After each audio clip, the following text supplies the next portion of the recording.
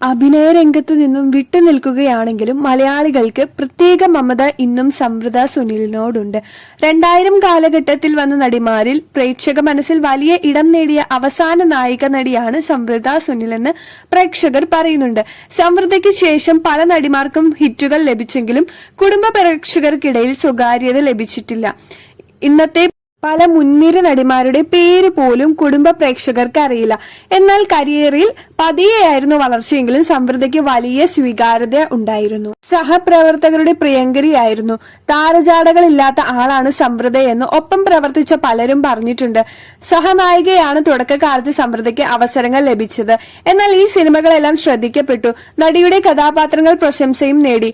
വാസ്തവം, അച്ഛനുറങ്ങാത്ത വീട്, ചോക്ലേറ്റ് തുടങ്ങിയ സിനിമകൾ ഉദാഹരണം. ഡയമണ്ട് നെക്ലേസ്, അയാളും ഞാനും തമ്മിൽ, അരികെ തുടങ്ങിയ സിനിമകൾ സംവൃതയുടെ കരിയർ ഗ്രാഫ് ഉയർത്തി. കരിയറിലെ ഏറ്റവും തിരക്കേറിയ സമയത്തായിരുന്നു സംവൃതയുടെ വിവാഹം.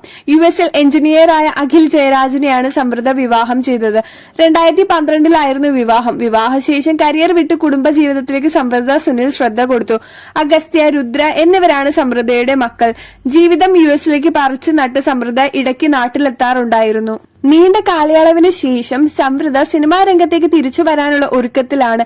ഇൻസ്റ്റഗ്രാമിൽ ആരാധകരുടെ ചോദ്യങ്ങൾക്ക് മറുപടി നൽകവെയാണ് സംവൃത ഇക്കാര്യം വ്യക്തമാക്കിയത്. എന്തുകൊണ്ടാണ് സിനിമാ രംഗത്ത് നിന്നും നീണ്ട ഇടവേള എടുത്തെന്നാണ് ആരാധകരുടെ ചോദ്യം. താൽക്കാലികമായ ഒരു ഇടവേള എടുക്കേണ്ട സമയമായിരുന്നു എന്റെ ജീവിതത്തിൽ. പക്ഷെ വൈകാതെ നിങ്ങൾ എന്നെ കാണുമെന്നാണ് സംവൃത മറുപടി നൽകിയത്. മലയാള സിനിമാ മാറ്റത്തിന്റെ പാതയിലൂടെ കടന്നു പോകുമ്പോഴാണ് പ്രിയ നടി തിരിച്ചെത്തുന്നത്.